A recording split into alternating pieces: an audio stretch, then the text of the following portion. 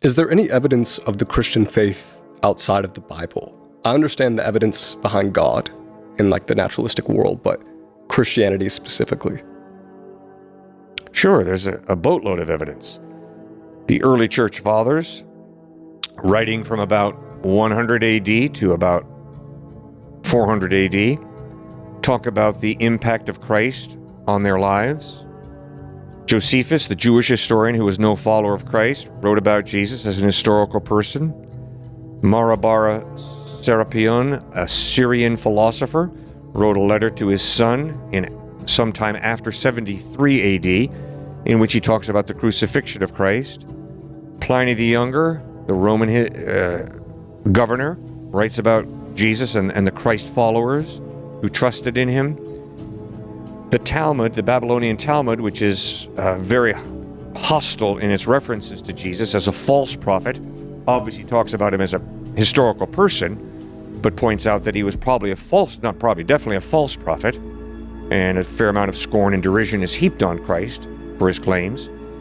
So there are many different references from many different types of people about Jesus being a real historical person. Tiberius Caesar, who was the most famous person at the time of Christ worldwide, has the exact same amount of sources written about him as Jesus did. Tiberius Caesar had all kind of political power, monetary power, you name it. Jesus had zero power. No chariots, no horses, nothing of the sort. And yet the same amount, and I would say, in one sense, way more, because you start tallying up Josephus, Tacitus, the 25 historians and Roman emperors who wrote about Christ just within the first 100 years after his death. Well, now you got even more than Tiberius Caesar.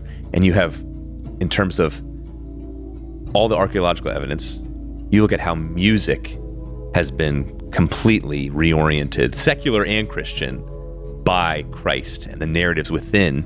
You look at movies. Everything about our culture today has been drastically impacted by the Christian faith.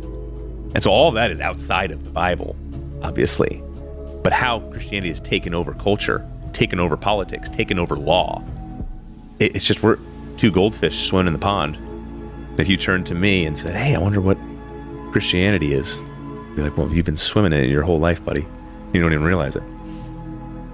But I think key to that also, Jack, is Peter Kreeft is a professor emeritus at Boston College, and he writes, why would the apostles lie? I think there's an innate prejudice in many people's lives in the United States against the Gospels of Matthew, Mark, Luke, and John. But Peter Kreeft asks the penetrating questions, why would the apostles lie?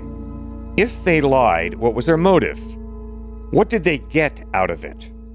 What they got was a lot of misunderstanding, rejection, persecution, torture, and martyrdom. Hardly a list of perks. So for someone who gets real cynical about the disciples writing Matthew, Mark, Luke, and John as sort of a propaganda machine, are you sure you want to go down that path? Because the perks that those guys got included being thrown to the lions, included being stoned. I mean, come on, what's going on here? They were all martyred in a fairly gruesome way, except for John, right? Yeah, not all of them. Yeah. You know, I used to think that, Jack, and I was wrong. When I looked at it more carefully, not all the apostles were martyred.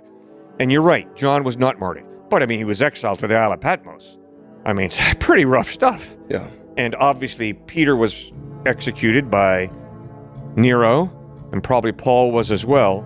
And James and others were definitely martyred. And Thomas probably went to southern India and there was martyred for his faith in Christ. But a lot of the others died natural death. But the number of their buddies who either saw Christ or heard about him from reliable sources and then were thrown to the lions. I mean, come on. What is the motive of that person to create a lie and then be martyred to cover up the lie? Oh no, all they had to do was deny Christ and live. I mean, you got to ask, what's going on here? Go back to what we had spoken about at the beginning. I'd asked about the misconceptions of Christianity. And one that I've found through my research is just the lack of most people's knowledge of what is historically verified that is spoken about in the Bible. For example, the existence of Christ. a lot of people don't realize that Jesus was a real person, and that is historically verified in the way that we evaluate history and evidence. What would you guys say, what do most people not realize is historically verified in the Bible? In the Bible, so it can't be outside?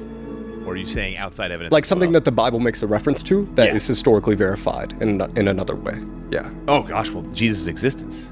98.9% of historical scholars nationwide at the university level that we talk with all believe that Jesus was absolutely a historical figure.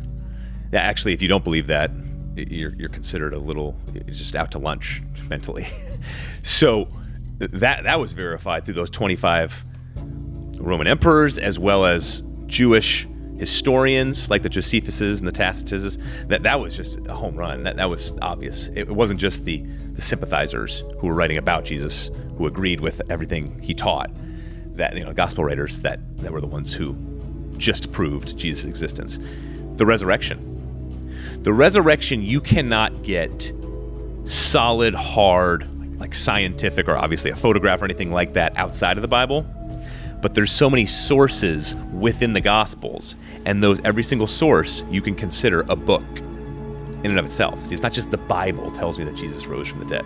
There's many books, which are many sources that talk about the evidence for him being risen from the dead. And so every scholar believes in something called the minimal facts, which is Jesus died on a cross, he was crucified by the Romans and the Jews. Secondly, that he was buried in a well-known tomb of Joseph of Arimathea.